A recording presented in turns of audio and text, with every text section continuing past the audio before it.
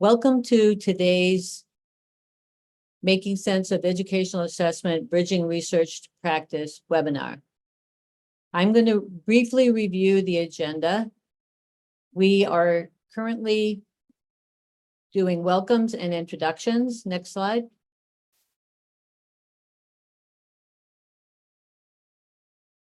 After introductions, I will briefly describe the definitions and considerations for educational assessment, a definition of that, and then we'll turn it over to a colleague for a description. Then we will discuss designing assessments within an innovation context, specifically connecting to students' interests. We will then hear from 4 different innovation pilots in Maine and what they have been doing in relationship to assessment. We will then have a facilitated question and answer session, and then you will hear an overview of an assessment fact sheet and blog that's available to you, and then we'll close. Next slide. Who are we? We are the Northeast and Islands, and we are one of 10 regional education laboratories across the country. We work in partnership with educators and policymakers to use and develop research that improves academic outcomes. As you heard in the introduction, we conduct research studies, disseminate findings, strategically engage with partners to use those findings, and design and deliver technical assistance focused on the use of data in research. Next slide. The goals for this webinar are to deepen understanding of different types and purposes of educational assessment within the context of implementing an educational innovation.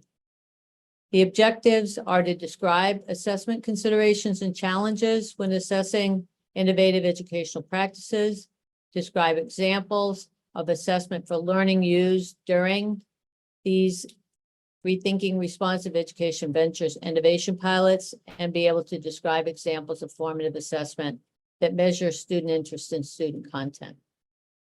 Next slide. Our 4 initial presenters listed here are Chris Brandt from the Center for Assessment, Bill Penuel, a distinguished professor of learning at the Sciences and Human Development at the University of Colorado Boulder. I am the one speaking currently. I am a partnership co-lead for the Maine Innovation Partnership. And Diana Wogan will be speaking later in this webinar, and she is also a co-lead of the Maine Partnership. Next slide. So when we speak of educational innovation, what do we mean by that? What we mean is it's any innovation that can be defined as an adaptation that enhances or improves students' learning. Those could be organizational or pedagogical or formative, and in fact, involves constant and intentional transformation of vision and actions to improve the components, actor structure, management, and so on. It's the heartbeat of educational fact and educational science. It's driven by excellence and continuous improvement. It's based on curiosity, willingness to take risks, experimenting, questioning and challenging. And you will hear about this both in terms of the structure and organization, and also experiences from the field around this continuous improvement process, the risks they've taken, and some of the types of curiosity they have engaged in within their local districts and schools. Next slide. I'm going to turn it over now to Chris Brandt, who will engage in definitions and considerations for educational assessment. Chris? Thank you, Pam.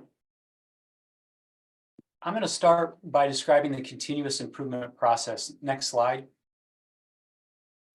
So continuous improvement is a systematic process. It includes iterative improvement cycles, and the point of it is really to establish evidence of effectiveness over time, and also to improve the capacity of an organization to learn how to improve. Continuous improvement requires strong communication and coordination across a number of interested parties, and you can see that represented in the picture on the right of the screen. It also requires a core team of improvement-minded leaders and experts, which is represented in the inner circle in the graphic. And those are should be a diverse set of people with very diverse expertise who lead the program implementation and evaluation process. Next slide.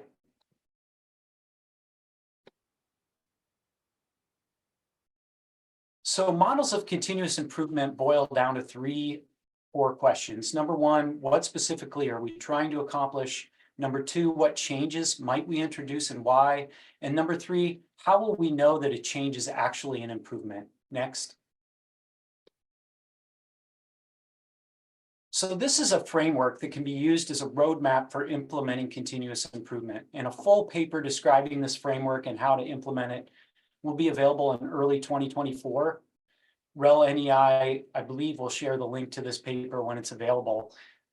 Essentially, this framework presents a concrete set of steps that a state or a district can implement to do two things. Number one, to improve a program, and number two, to establish strong evidence of a program's effectiveness over time. So first, starting in the upper left-hand corner of the slide, you'll see a set of boxes in green. Those boxes represent program planning and development.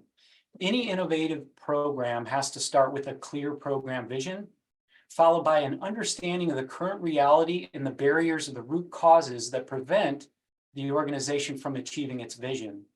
And with those things in mind, the organization can then develop a theory of action, a logic model, and an implementation plan that describes how to implement a program to achieve its vision and goals. And I'll talk more about theories of action in the next slide. But below that, you see in the boxes in blue, that represents the continuous improvement process, and it can be broken down into two distinct components. First is the formative evaluation. You can see that represented in light blue. Formative evaluation produces feedback to support iteration of distinct program components, and that happens through very quick cycles of plan, do, study, act.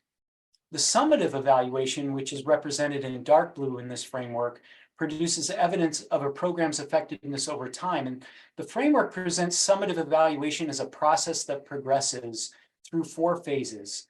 Phase 1 establishes the theoretical rationale for the program. Phase 2 establishes initial evidence of a program's promise. Often this is done by testing the program in a very small set of schools or classrooms. Phase 3 establishes evidence of a program's efficacy. And by efficacy, what I mean is the focus of an efficacy study or evaluation is on understanding whether the program works under ideal conditions. So for example, does the program work as intended when staff in the school are prepared and when they're motivated to implement the program and when the school meets minimum implementation requirements? And then finally, phase 4 is designed to test the program at scale. So for example, is the program effective when it's implemented across the full population of students in the state or district? For whom is it effective? And under what conditions is the program most and least effective? And then you can see there's an arrow that connects the formative to the summative designs. That reflects 2 really key ideas. The first is that the formative evaluation process is integrated and embedded into each phase of the summative evaluation process. And number 2, that the formative evaluation process should support and inform the summative evaluation. Finally, the five gray arrows at the bottom of the framework pointing upward, those represent assumptions and conditions that influence a program's successful implementation. Examples would include federal and state policy, a state's resources and capacity for reform, and state and local culture and norms. Next.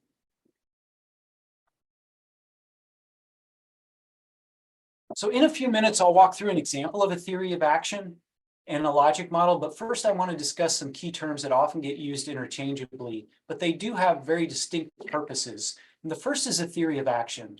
So typically when we talk about theories of action, we're talking about casting a wide view of the program. It's often expressed as a series of if-then statements. So for example, if we provide students with trained and certified teachers, then student engagement should improve, and that in turn should improve achievement. That would be an example of a very high-level theory of action. The logic model takes the theory of action and unpacks it further. The logic model is essential for any evaluation. It creates the causal chain to show the logical links between resources, activities, outputs, and outcomes. And then the implementation plan is even more detailed than that. It essentially describes how the program is supposed to be implemented. It connects the people and the timelines, assignments, and accountability to the to the implementation process. Underlying these three resources, the theory of action, the logic model, and the implementation plan, are a set of assumptions or conditions that have to hold for the program to work as planned.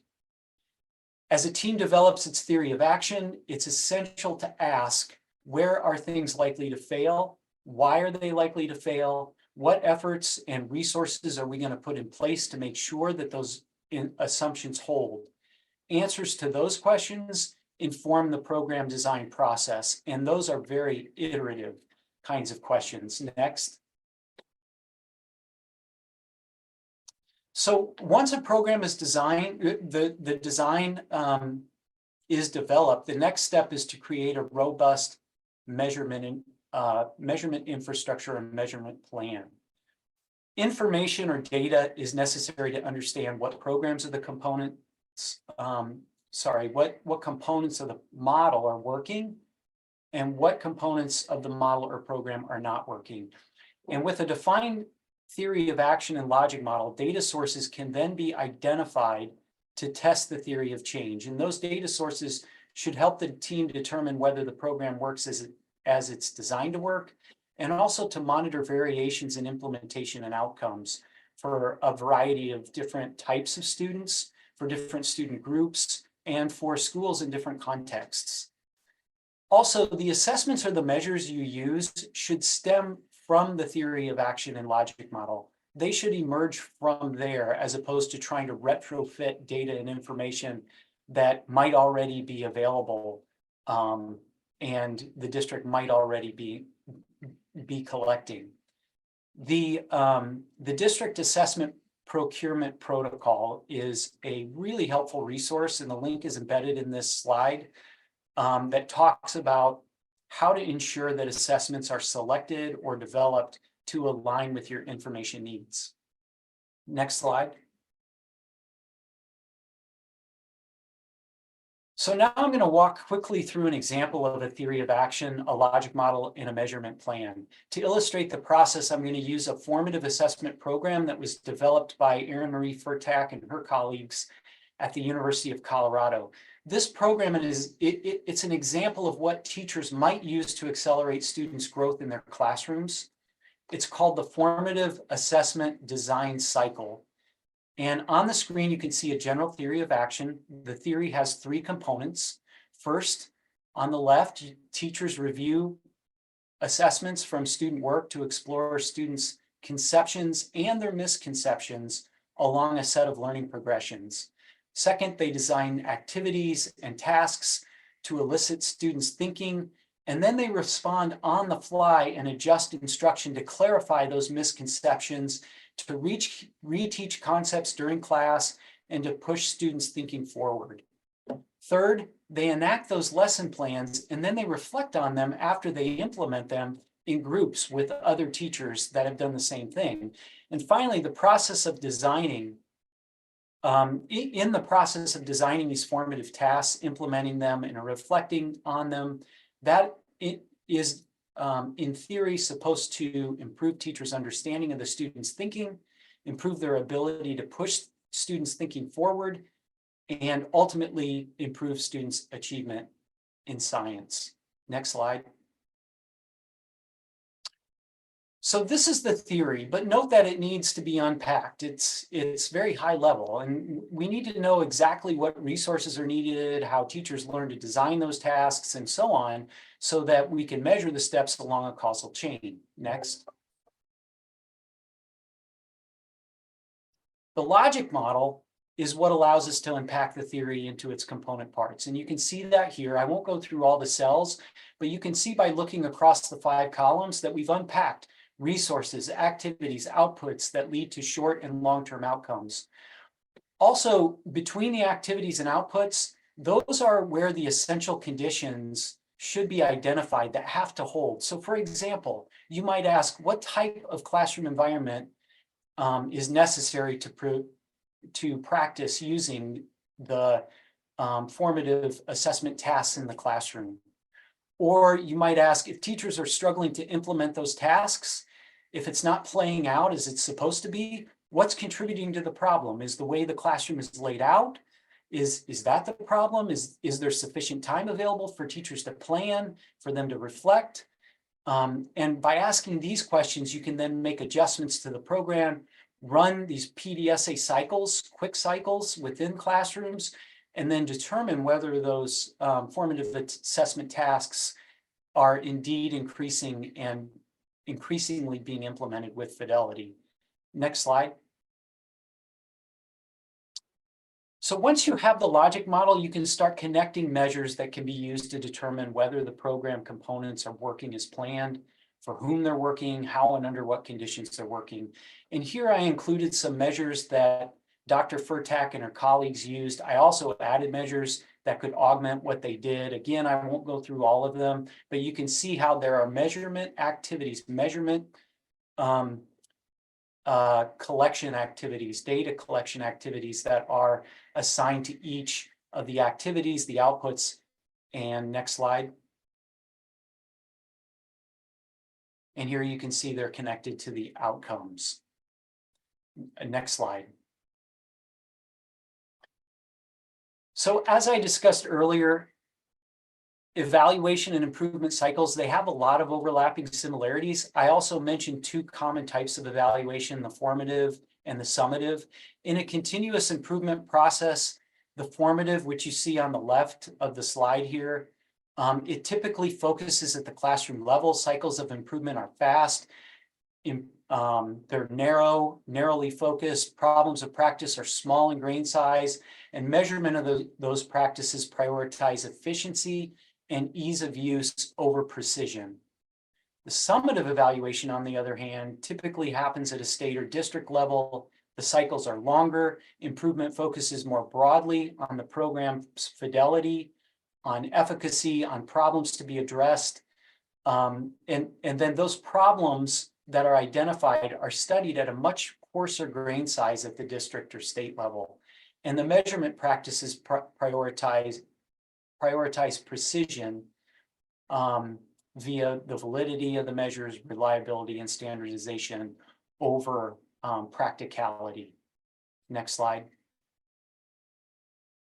So just in summary, there are lots of instantiations of continuous improvement, lots of different models out there, but those models have very common elements, and those elements include a diverse team of educators, analysts, organization leaders, and end users, a well-specified theory of action, logic model, and implementation plan, long and short feedback cycles. Those cycles follow a very systematic and coordinated plan, and organizations that implement this and do this well over time not only improve a program and build evidence of a program's effectiveness, they also learn how to improve. And that's it. I'll hand it back to you, Pam. Thank you. And we will turn it over to Bill Penuel. Bill? Thanks, Pam. So I am pleased to be with you today. My name is Bill Penuel, and I'm happy to be speaking about a specific innovation focused on preparing rural teachers to design aligned assessment tasks that'll also connect to students' interests and identities. And I'll be talking about that innovation and evidence of its effectiveness. This is a project funded by the National Science Foundation's DRK-12 program. Next slide.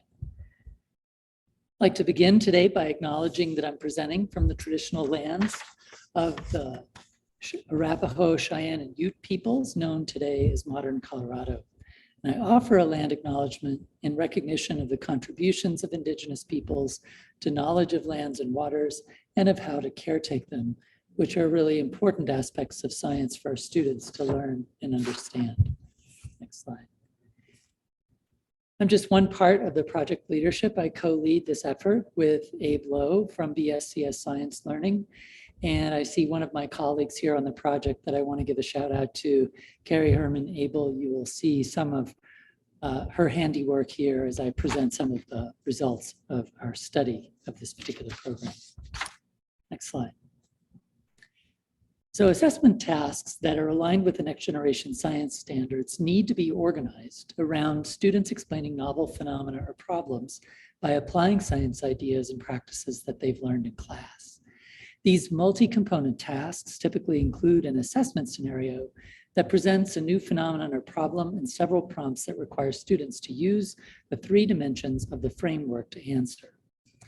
In addition to being organized around phenomena or problems, assessment tasks need to enable students from a wide range of cultural and linguistic backgrounds to show what they know and can do in contexts that are meaningful to them.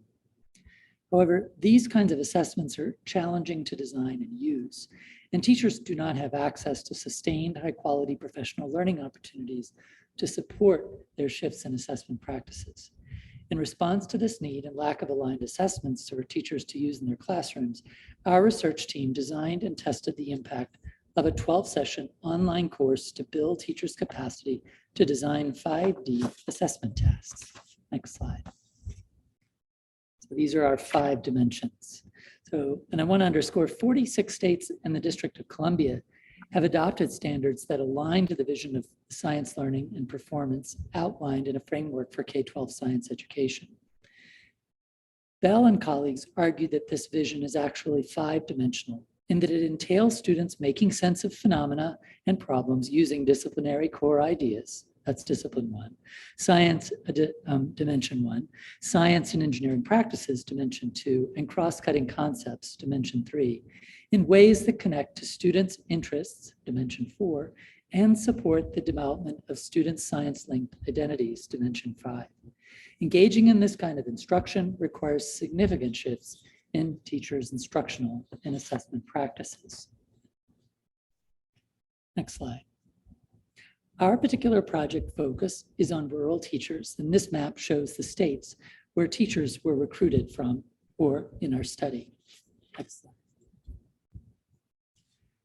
We defined rural in our particular study in terms of classifications offered by the Census Bureau, in focusing specifically on those who came from census-defined towns, distant, remote from cities, and rural areas, whether they were urban, fringe, distant, or remote. Now, characterizing rural educational landscapes, though, requires a greater awareness of the resources within rural communities. Rural describes a very diverse range of communities, but it is too often defined only in terms of population size and in contrast to cities. In addition, rural areas hold significant community wealth that could be leveraged in educational contexts, such as rural communities' resourcefulness, ingenuity, familism, and unity.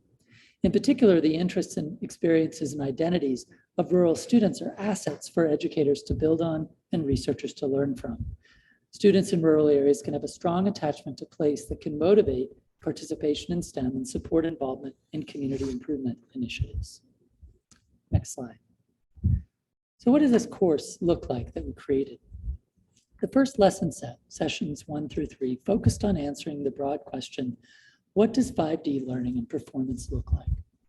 It involves teachers developing a 5D framework-aligned vision for learning and performance, and considering how engaging with locally and globally relevant phenomena could support meaningful science learning and performance. Teachers deepen their understanding of the dimensions that embody this vision and how phenomenon-based instruction and assessments can support teachers in implementing this vision. Teachers use tools and NGSS resources to analyze the grade band expectations and unpack the elements that comprise the 3D standards that they intend to target in their assessments. Teachers use additional tools to elicit and analyze information about their students' interests and experiences with science. Next slide. In lesson set 2, we answer together the question, how can we use phenomena to frame instruction and assessment? In this lesson set, we discuss the importance of developing transfer tasks for supporting students in applying what they have learned to a novel phenomenon. Teachers use criteria and information from their students to choose meaningful phenomena to support and assess students' understanding of targeted 3 dimensions. Teachers use tools to choose data and information that will make visible features of phenomena that are puzzling and make clear what it is that students need to explain using targeted 3D understandings. Teachers then use the tools to develop an assessment scenario that presents what is puzzling about the phenomenon to students and create an assessment storyline that outlines a coherent pathway for scaffolding student sense-making of the assessment scenario using the targeted 3 dimensions. Doing so, teachers frame assessment tasks around the authentic use of 3 dimensions for sense-making in ways that support students' science identity development. Next slide. In lesson set 3, we take up together the question, how can we develop and use tasks to assess student understanding? Teachers' work focuses on developing an assessment task they will administer to their students. They use their developed assessment storylines to construct prompts that scaffold students' use of the 3 dimensions to make sense of the assessment scenario. Informed by students' ideal responses, teachers evaluate the coherence of the designed assessment and develop a tool to provide meaningful 3-dimensional feedback to students. After administering the assessment to their students, teachers share their students' experiences taking the assessments, how they scored students' assessment, and how they provided meaningful feedback for their students and used evidence from student work to make claims about students' 3D understanding. They then identify next steps for moving their thinking forward and consider ways they can revise their assessments and feedback tools. Teachers conclude the course by synthesizing what they learned, considering next steps for aligning their classroom with the 3 dimensions vision. Next slide. So I'm going to talk briefly about some of our findings with respect to the impact of the course on teachers and also how teachers' beliefs and context matter for their learning. Next slide. The distribution of teachers by our experience in this random assignment study and across levels was the same across both groups in terms of teaching in the current school, and for the most part, middle and high school distribution. Next slide. They were also similar with respect to their relatively low access to professional learning related to the standards, receiving in the past year fewer than 3 hours in a professional learning in the standards or an assessment related to those new standards. Next slide. So this shows a partial list of our data sources. We used a rubric for scoring teacher-designed assessments that assess the extent to which teachers' assessment tasks embodied the 5D vision. The rubric has 5 categories. Category 1 evaluates teachers' use of phenomena and problems to frame 3D sense-making opportunities. And categories 2 through 4 evaluate the alignment of assessed science content with the disciplinary core ideas, science and engineering practices, and cross-cutting concepts, and whether students' use of those was done in grade band appropriate and integrated ways. Category 5 examines the coherence and accessibility of the assessment and the 3-dimensionality of the scoring guidance. A survey that we'll report on of teachers' vision focused on 2 aspects of teachers' professional vision: their vision for science assessment and their vision for how to support students' agency, interest, and identity in science. And finally, a survey of instructional practices focused on a couple of aspects of teaching that were focal in the course: practices for connecting students' interests and identities, and engagement in science practices of engagement argument for evidence. I'll mention that we also conducted interviews with teachers that focused on their experience of the course, and these focused on why they took the course, challenges they faced, and anticipated changes to their practices. Next slide. So to investigate the extent to which the course impacted teachers' assessment practices, we asked teachers to choose a unit for which they could develop or modify an existing assessment to make it more aligned with the vision. They submitted this assessment before and after the treatment course, and we analyzed opportunities for students to use those understandings to make sense of phenomena in grade band appropriate ways. Prior to participating in the course, both groups had a mean score of approximately 40%, meaning that the 2 groups were equivalent at baseline.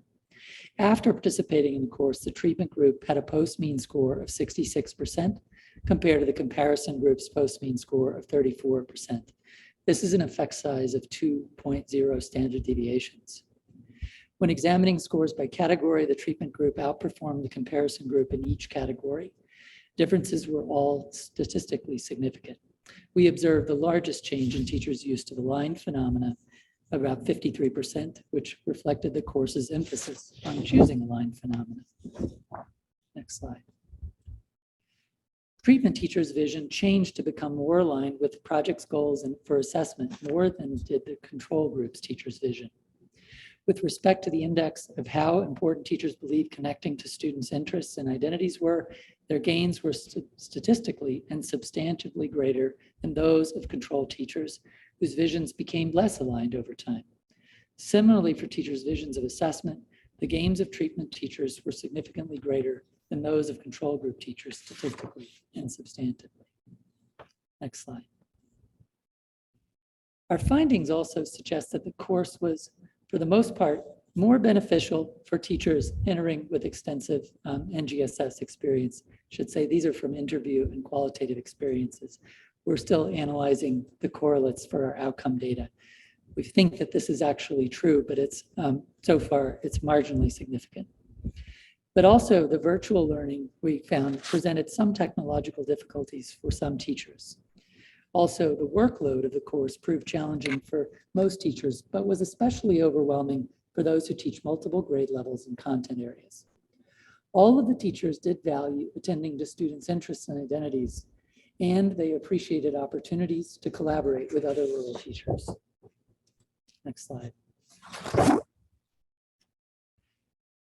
BSCS Science Learning and CU Boulder have applied to the National Science Foundation to revise and extend our course to conduct an experimental impact study with secondary science teachers who use OpenSciEd, an example of free framework aligned, high quality instructional materials that explicitly scaffold and assess students' use of key disciplinary core ideas, science and engineering practices, and cross-cutting concepts to explain phenomena in ways that directly engage students' interests and science identity development.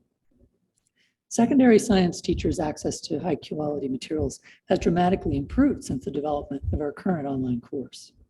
By situating our course in the context of teachers' use of OpenSciEd, we hope to accomplish three goals. First, our revised course materials will have the potential for broader reach by being designed for use within high quality materials that have tens of thousands of users. Second, we can revise our course to focus on assessment adaptation rather than developing assessments from scratch, since the existing embedded assessments are of high quality. Teachers will learn about features of 5D assessment design through analyzing the alignment of existing assessments and learn how to customize them to enhance their 5D alignment in a way that emphasize connections to their students' interests and science identity development.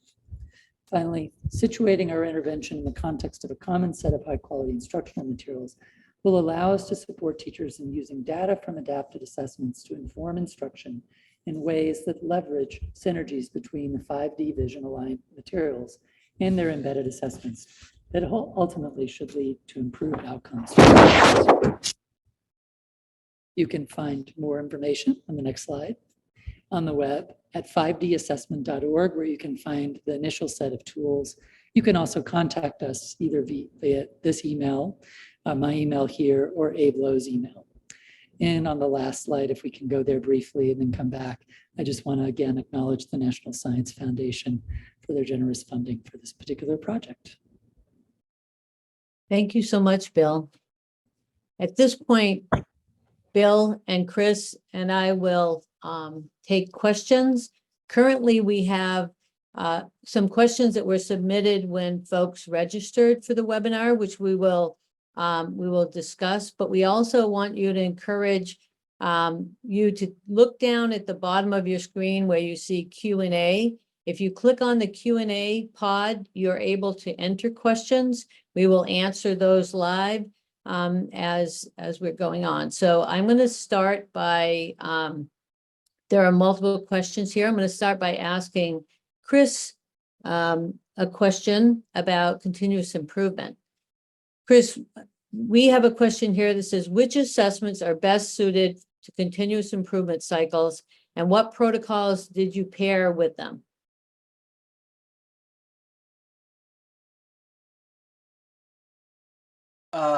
So I would say in terms of which ones are best, it really depends on purpose and use. So what's the purpose of the assessment? What's the intended use of the assessment?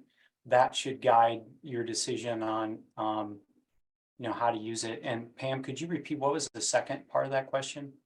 What protocols did you pair with them? So if you're thinking about using continuous improvement, as you just said, the context matters. So what protocols would work for different types of scenarios? Well, just to give a concrete example, interim assessment, for example, like a MAP, measures of academic progress, or an assessment like that might be better used at a district level to monitor changes. Whereas a more practical measure or protocol, for example, a Google spreadsheet that multiple teachers can get into and that have common questions that they can fill out that can then be aggregated on a biweekly basis for them to use as a way to discuss commonalities, differences, and ways to improve would be an example of one that would be more formative at a classroom level. Excellent. Bill, I'm going to ask you a couple of questions, but did you want to add anything to what Chris said about that question? Any thoughts or protocols? No, I'll take another question so we can get through more. Okay, excellent. Are common formative assessments across the district a good idea? What are the pros and cons to that? So I'll start by saying speaking about one of the impacts of our particular course that we found, which is that for some teachers who do not have highly aligned curriculum materials, they realized, wow, in order to actually help our students meet this 5-dimensional vision for science learning, we need high quality instructional materials. And so I start there because I think a lot of districts try to implement common assessments without having common high quality instructional materials. Mhm. And I think that's a mistake. I think you can implement common assessments when you have an adopted set of materials, when you have a common set of materials that help teachers know to do what's next with their assessment information. High quality instructional materials by definition have good assessments, and they have suggestions for rubrics, for feedback, for strategies for what to do next. That's what we've built into, say, Open Science high school and middle school, and are sure being built in right now to elementary school. The evidence is that when people use assessment data that maybe is collected at the state level or even interim data, that the use of those things is actually too hard to actually have a positive impact on student learning. The rigorously designed studies don't show a positive impact of that kind of data use.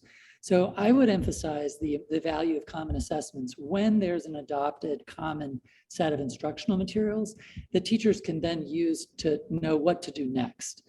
Without that, you don't see the hoped for benefits of these other forms of assessment and the value of doing common assessments. Bill, we have another question specifically for you. It's how did you select your control group in this study? So everyone volunteered because they wanted to participate in our course. And so once they had signed up for our course, we did a block random assignment, basically by state, to either the treatment or control. And so teachers signed up individually for this rather than at schools. So that's important to know as well. Great. There's one more question here that I want to just check in. I'll start with Bill and then maybe Chris can add a little. How does project-based learning and performance assessment fit into the assessment context? In our particular context, like a glove, in the sense that one of the things that we're trying to do is have people engage in a complex performance, we call a transfer task. And by transfer, what we mean is that students are having to explain a related phenomenon to the one that they would have learned about in their class, usually as part of a problem-based or project-based unit. Problem-based learning is a particularly important or central kind of instructional model for the next generation science standards and framework-based standards.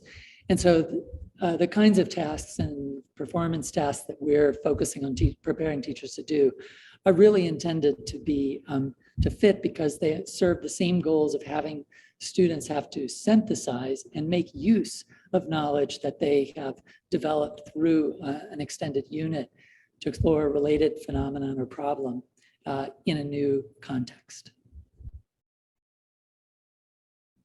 Chris, do you want to add anything to that? I'll just concur with what Bill said and say performance tests, those are essential for understanding deeper learning. So assessing skills that require students to demonstrate deep understandings that can't be elicited through multiple choice questions would be essential if you really want to understand whether the types of instructional strategies that if you implement instructional strategies in curriculum that are intended to elicit evidence of deeper learning from students, then you would need those performance tasks. Great. And Bill, the performance expectations often contain more than one skill or learning target. Does the course provide them with the know-how to narrow the focus and align the instructions to that focus? So the course really focuses on helping them to think about what they should be assessing and to narrow the focus on what we call the different elements of each of the dimensions in a targeted performance expectation. And we focus on a single performance expectation to kind of constrain the space. But most phenomenon actually would probably invite you more naturally to kind of mix some of those elements. But the key is to make sure that those are 3D. The focus is not on helping them to narrow and focus and align instruction, because one of the things that we're assuming or hoping in the future is that people have high quality instructional materials that they're working with and adapting for use that actually address a range of the performance expectations through a compelling phenomenon or a design problem.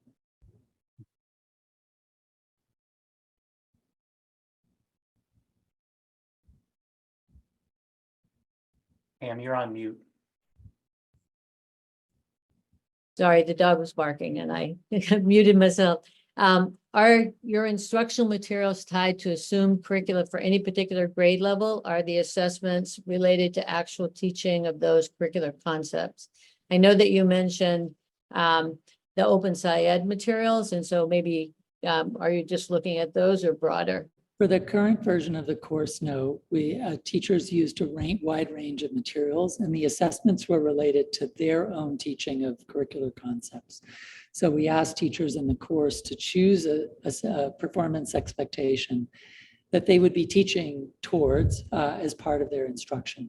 So they picked a wide range of performance expectations to work with. And this was secondary, so it's middle and high school. Great. There's also a question here about, is there a rubric used to measure the performance-based outcomes? I think that could be answered broadly, Chris, or specifically in your case, Bill, whichever one of you want to take that. Yeah, I'll start with the broad and then Bill, I'll let you take the specific. Just broadly speaking, yes, rubrics are often used to measure performance-based tasks and outcomes. And what's really essential with these rubrics is they need to be connected to an underlying growth target or growth trajectory. So demonstrating what adequate performance looks like, right? But also what evolving performance looks like. So what would I see? What would I expect to see in a student who maybe is meeting these achievement these learning targets? What would I expect to see of a student who is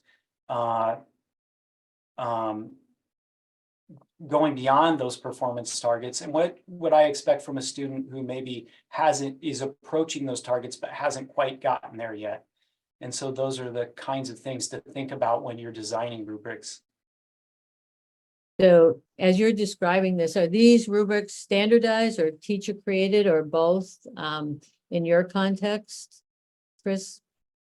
Well, they can be either. Again, it kind of comes back to purpose and use. So if the intention of the rubric is to elicit evidence of student knowledge and understanding what a student can do across a group of students, then you'd want to make sure that was standardized. But it doesn't necessarily have to be. Great, thanks. And Bill, specifically, was there rubrics used to measure the performance-based outcomes in your project? So there's two kinds of rubrics, and one that we use to evaluate the quality of teachers' assessment. And that was a common one that we used in our research team and spent more than a couple of years actually working towards a final rubric. But then teachers also generated scoring guides for their particular assessments that they developed. And what we're really looking for in those kinds of scoring guides, especially, is addressing each of the three dimensions of standards. And also, I would say one ideal is to really think about, related to Chris's comment about learning targets, is what kind of feedback would you give to students that would actually help them improve or deepen their thinking? And so, again, I mentioned a lot of high quality instructional materials. Their embedded assessments will do that and provide some guidance that can be useful to teachers. Excellent. Thank you both. And we're going to transition to the innovation pilots, and then we'll have a chance for you all to weigh in on other questions a little bit later in the webinar. Thanks so much.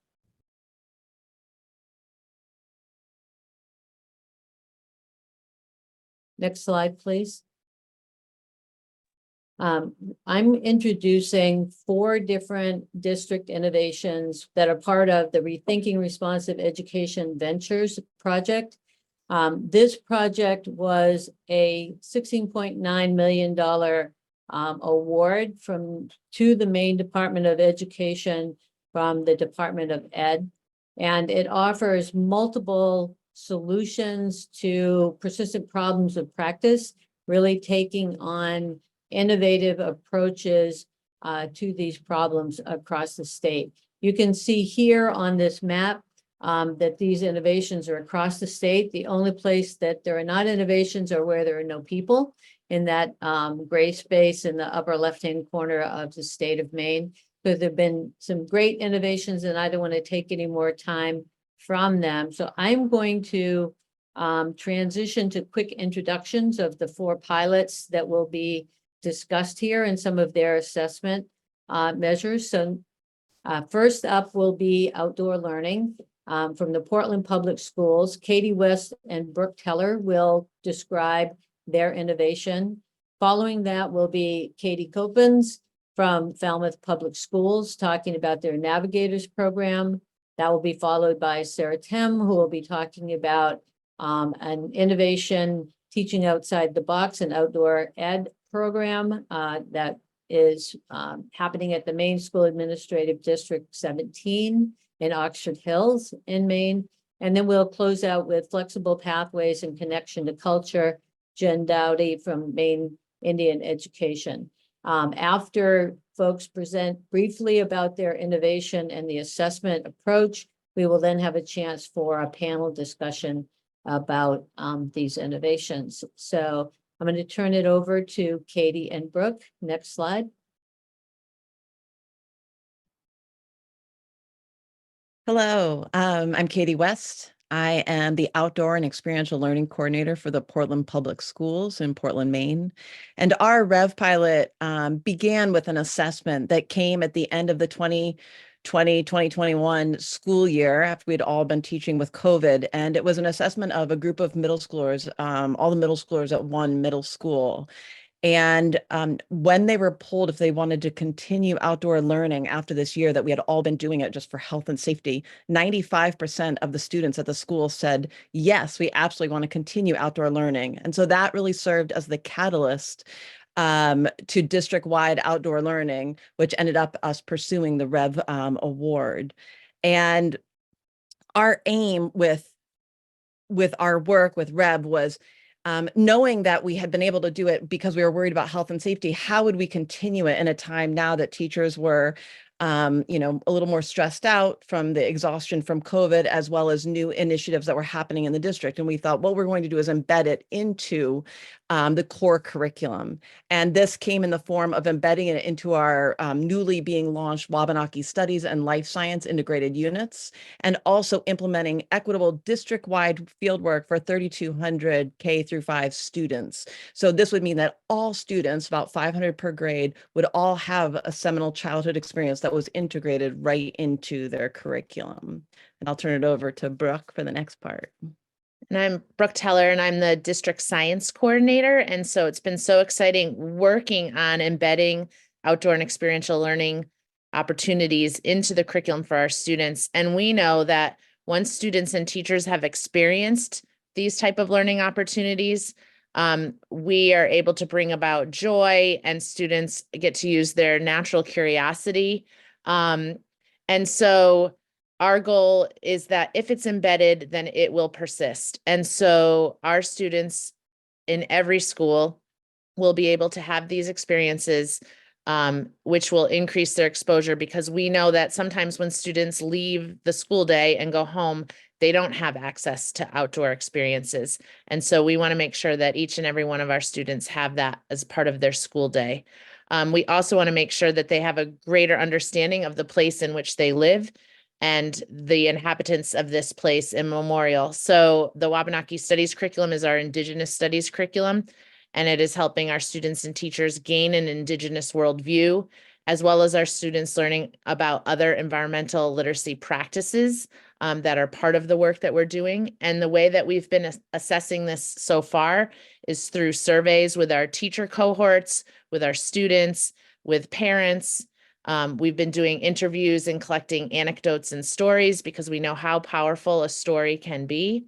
And our students are able to keep field journals throughout their experiences, and we're able to look at their growth over time as they experience these different components within the curriculum. Next slide, please. And here you have, pictures worth 1,000 words. You have actually students outside showing that they are working with outdoor learning and the curriculum. You'll see that there's a young boy holding up a maple leaf because all kindergartners spend fall, winter, and spring focusing on the phenomena around a maple tree, and that leads to the picture right next to it, in which they tap maple trees on their schoolyards and then go to a sugar house that's on one of our schoolyard campuses.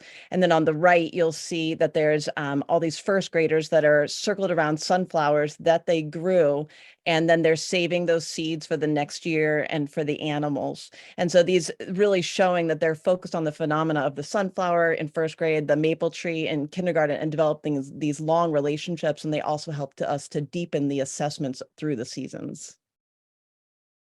Thanks so much, Katie. And we'll circle back with questions for you and Brooke after Katie and others present theirs. So I'm turning it over to you, Katie.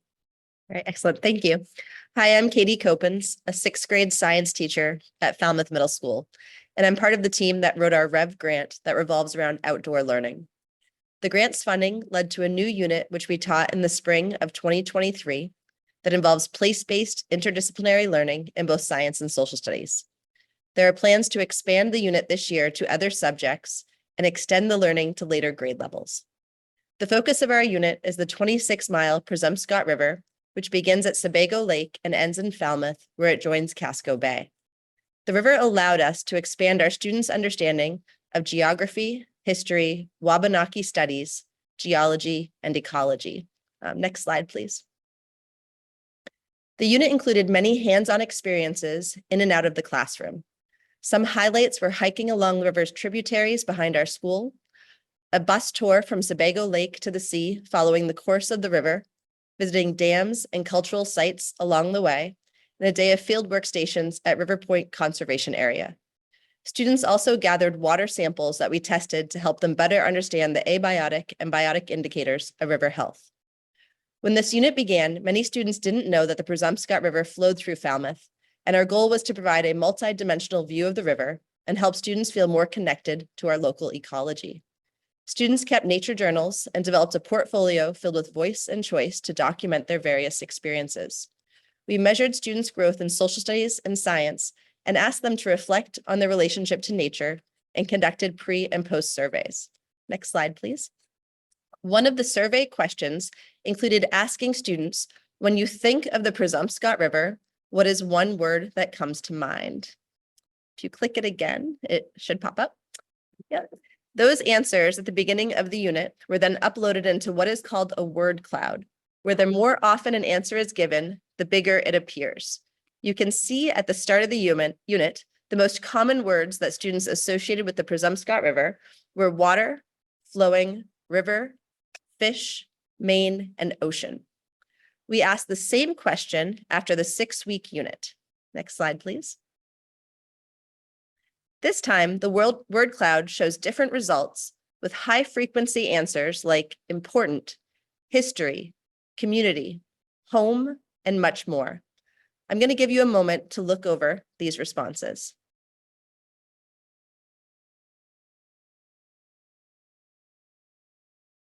This simple snapshot is a measurement that shows the impact that this place-based unit had on students' understanding and connection to the Presumpscot River. Thank you. Thanks so much, Katie, and I'm going to turn it over to Sarah. Hi, I'm Sarah Tim, and I'm the outdoor learning coach in the Oxford Hills. This is my 3rd year in this position, and it has been funded by our REV award. The first year of our project, I was based at the Agnes Gray School in West Paris.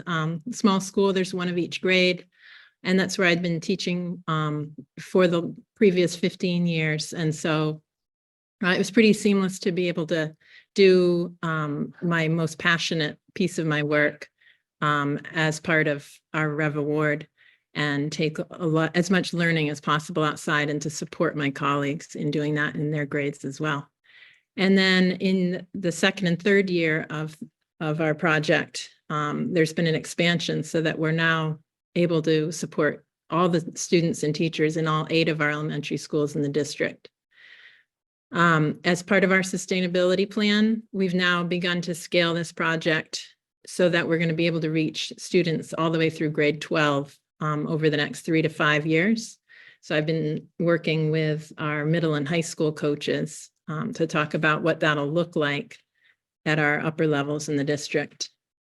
And the reason we're doing this work is to increase engagement and motivation, to help kids with behaviors and social skills, and also, of course, for academic achievement, which comes through that engagement and through the meaningful activities that we're providing for students.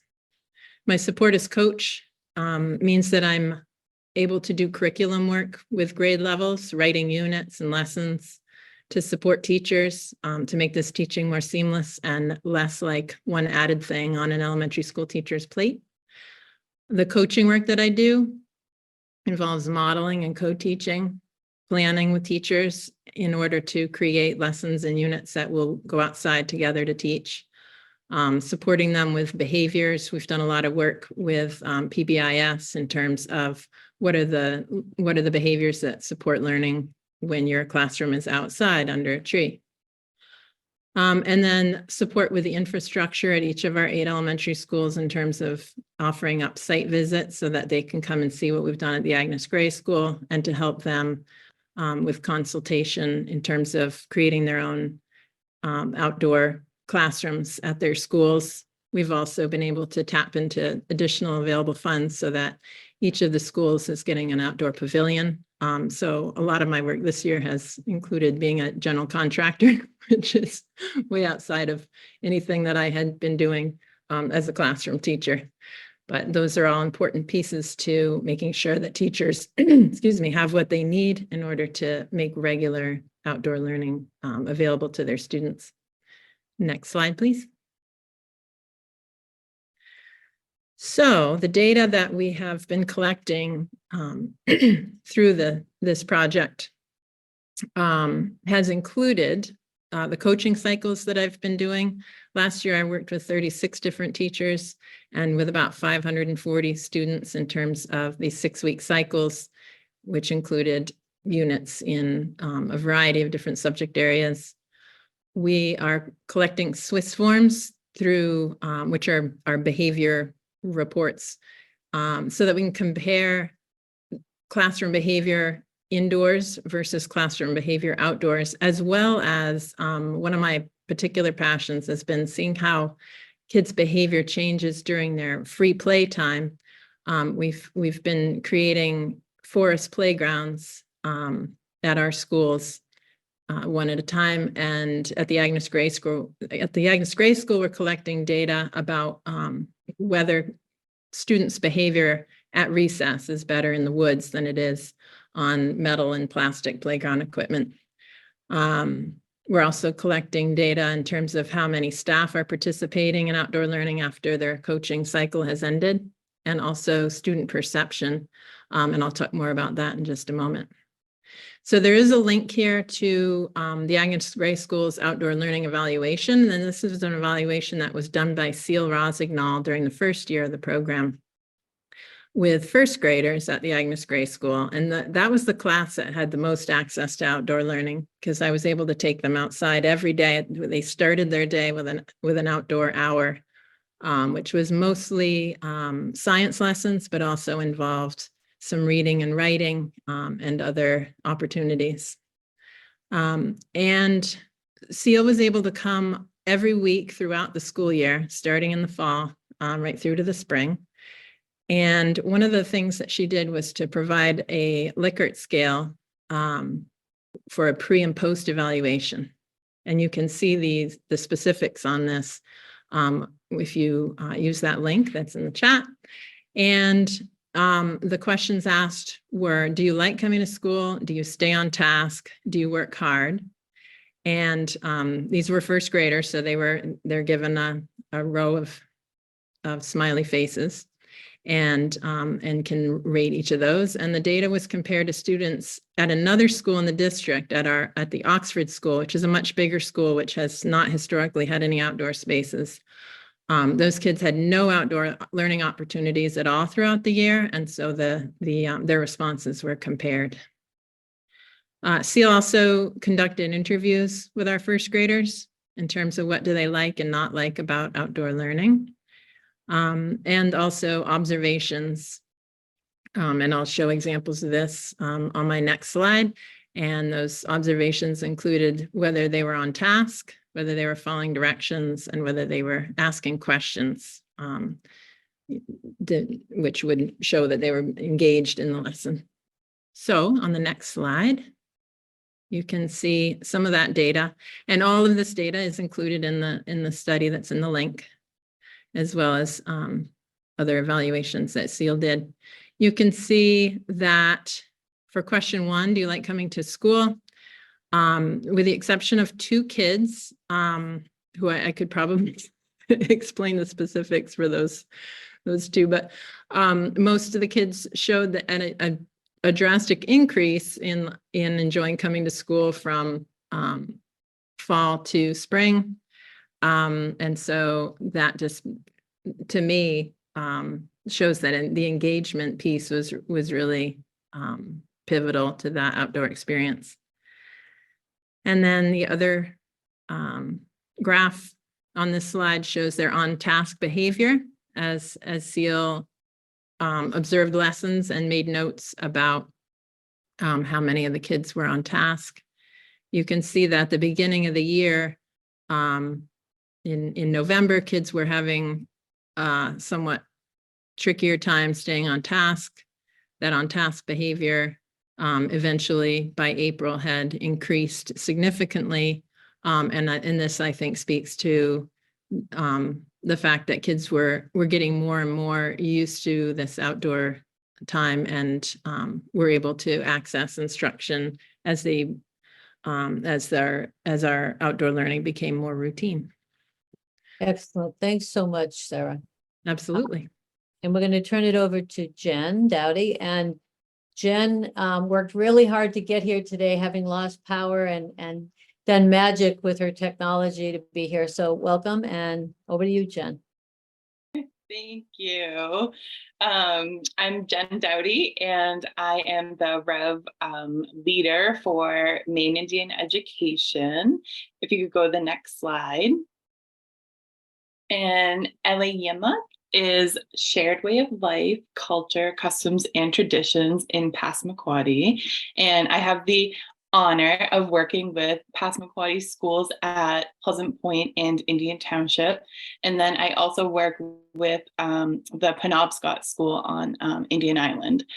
So we are looking at our students were really struggling with, connection and opportunities for learning their Wabanaki heritage in school, which is a huge component of our community. The school is a place where many gather. It's not just a place for our students, but our families are involved, and we have community meetings and different sorts of activities that happen for our entire families to join in with their students. So because of COVID, those things were not quite happening, and there just felt like a huge disconnect. So our project is focusing on reintegrating some of those practices back into our schools. And the way that we are looking at doing that is we are providing a variety of options for our students. Our students participate in a REV day, is what we call it.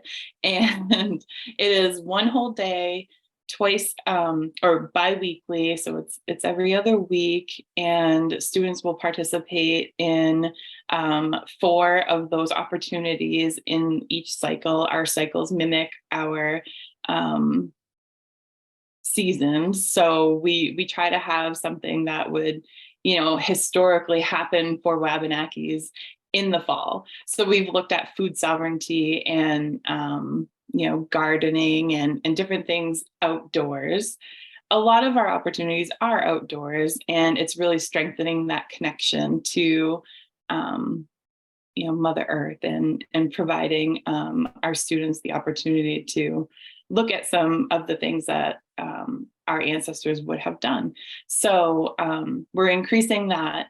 And what we're hoping to do is increase that meaningful student participation and strengthen our connection to the community. We're inviting guests into the school. We have elders and community members who are providing the Wabanaki teachings that would accompany, some of the work that we might be doing. So some of the gardening and some of the practices that you might find around that. We had students at one of our schools. They participated in an event where they did the whole entire process around a muskrat, from trapping it to full on having a meal. So that was a great opportunity for our students to look at some of the activities that we would have done historically. And then that's a very hands-on activity.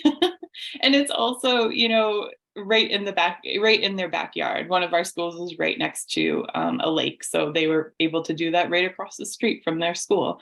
Whereas they, prior to this opportunity, they may not have been able to do that. And then also in this slide, the picture is a basket that one of our students made at one of the schools. And that was just a beautiful project for them to be able to work on. Next slide, please. And as I mentioned, we are trying to bring Wabanaki history and language and culture into our classes. And just like our students, I'm also challenging my own self to learn our language a little better. I do not speak fluent Passamaquoddy. So Atkuke is our way of life, our culture, our traditions, and it's also telling a story. And so one of the things that really bothered me in our first year of this project was that I was trying to do surveys, and I was trying to do this, and I was trying to do that. And it was not lining up. It just was not, I wasn't getting the information that I was hoping to get. Our students were, writing silly things in our surveys, and it just wasn't meaningful. So I challenged myself, and I challenged my colleagues and my peers to, really help me figure out how we can, really meaningfully assess what we're doing, the work that we're putting in, and how can we also empower our students to always put forth their Wabanaki knowledge. And of course, it really goes back to our language and the ideas behind. Oh, I'm so sorry. And so I, started to look at what we would do in our culture. And that is oftentimes we would sit around and we would, whether it be a formal or an informal talking circle, and we would gather information in that way. And so that's what we're really focusing on this year, is that we are looking at gaining insight and data through those means that also really speak to our community and to our culture. Thanks so much, Jen. And now we're going to transition to a panel discussion to really talk about and dig into these different assessment modes. So what I would like to do, and we also have our initial speakers included within this panel as well.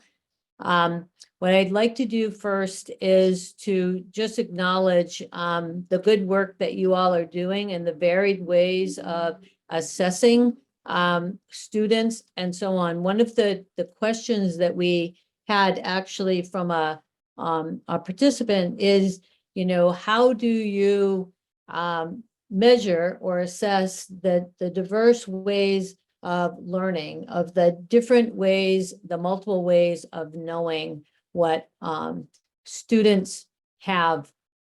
So with that, I want to first of all open that question up to all of the panelists, and if you just raise your hand, then we can call on you and you can reply. But again, what are the diverse ways that you can assess that really acknowledge the multiple ways of knowing? I know that across all of the presenters, we heard about surveys, notebooks, student field journals, interviews, observations, talking circles.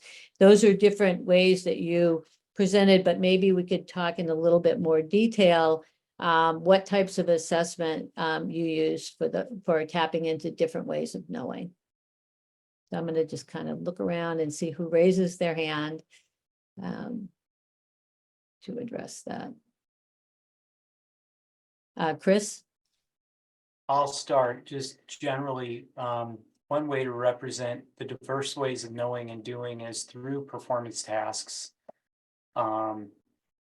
Because performance tasks allow for voice and choice.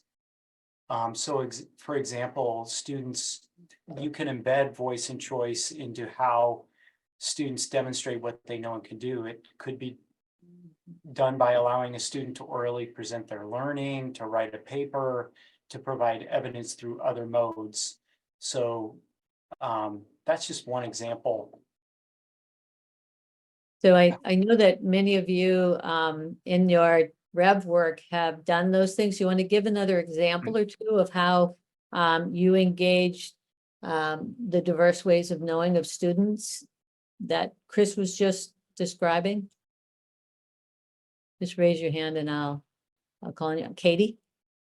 Two things come to mind. One was a story that I just heard from a kindergarten teacher that said that she was having a student who was having to go to the principal's office repeatedly, or was having a number of behavioral difficulties that were getting reported. And then once they started the unit of going outside and developing the relationship with the maple tree, the student who had been throwing chairs every day of schools completely stopped. And so they saw a behavioral intervention decrease, both in their reporting and then also observation, and this child's demeanor completely changed as long as they could go visit the tree every day. Secondly, we've also seen that students, once we give them these field experiences, then want to bring their families to go see the river. So a place that families may not have had access or experience before, then become a part of the family and then the community experience. Excellent. Did anybody else want to? Hi, Katie. Another Katie Copens. So for our Rev grant, students ended up creating a portfolio that was really reflective of their own individual journey throughout their learning. For each of our domains that we were looking at, they had 3 different paths they could take to choose. And we had 4 different domains in science that they were examining. So if you look at those combinations, they had a lot of opportunities for that voice and choice to decide how they wanted to individualize their learning path of what area was one for interest for them. So I think that was really important for that performance-based assessment, that they were doing things, but also that the choice was built into it. And I think students really responded to that. Another layer of it was the fact that they were a pilot group for us of our first time doing this unit.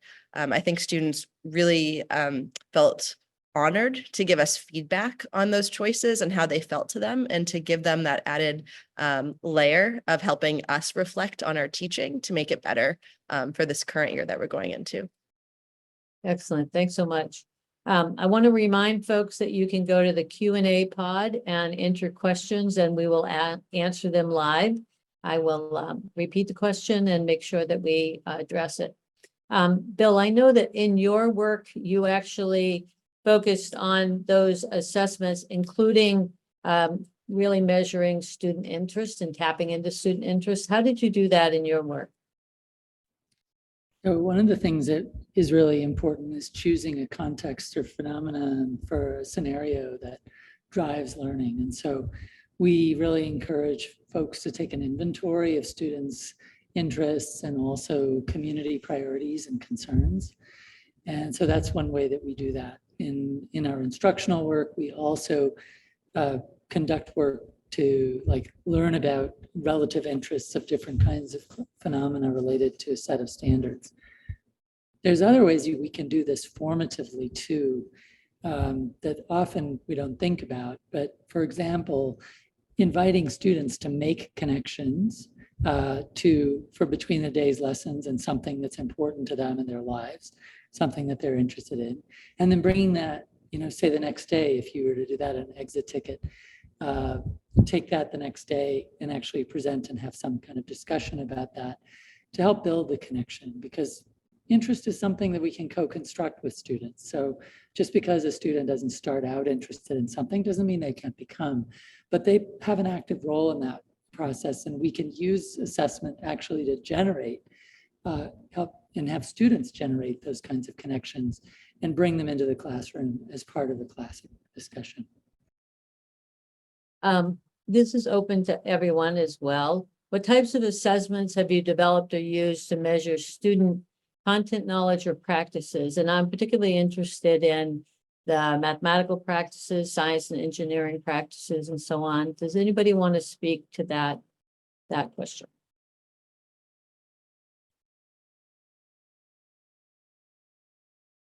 When I say practices, I'm talking about communication, perseverance, use of models, a whole host of practices, collaboration. Anyone want to speak to those?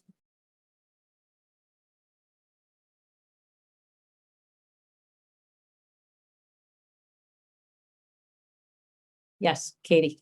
Yeah, I can speak. So one of our domains involved river testing, where students were looking at abiotic and biotic indicators of the Presumpscot River. And they had 3 different options of what to do. And this was the area that was the heaviest in terms of data analysis for them. So some of them were looking at river samples that we had analyzed as a class and looking at patterns over time from different locations. We had some that were in Casco Bay, so higher levels of salinity compared to upriver, obviously, and seeing those changes.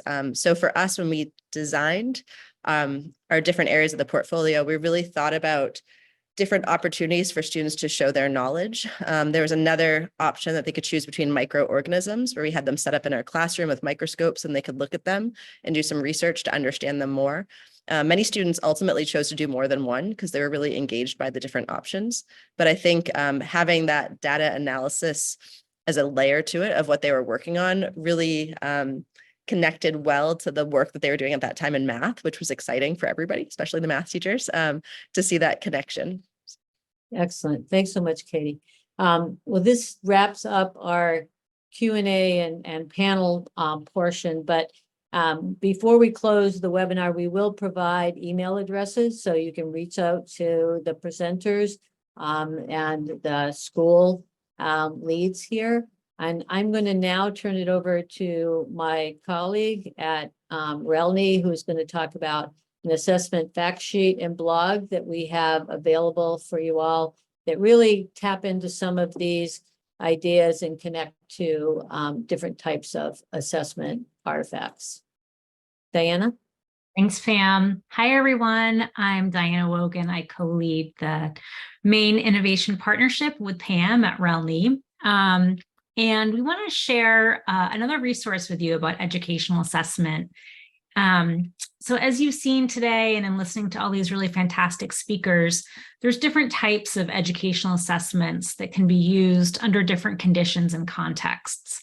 And so in order to help deepen understanding of these various types of assessments, RELNI's Maine Innovation Partnership developed a fact sheet, which you can see here, and there should be a link in the chat where you can navigate to it.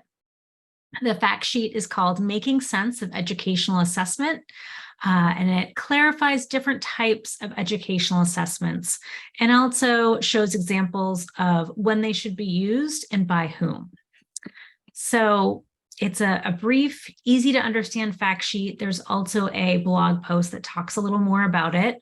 And as I said, it explains just what educational assessment is, describes different purposes for assessments, and then gives examples of how the assessment results may be used and by whom.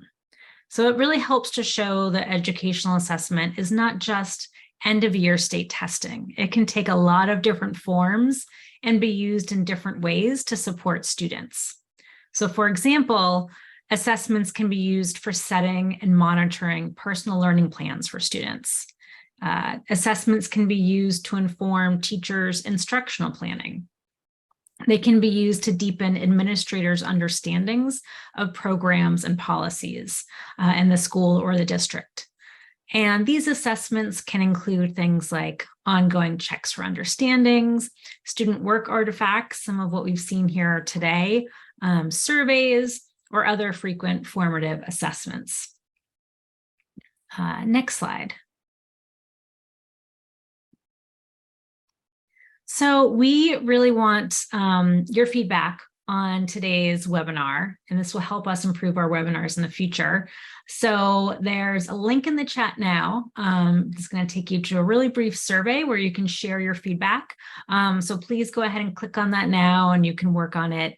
And it, like I said, it should just take a minute or two. Next slide, please.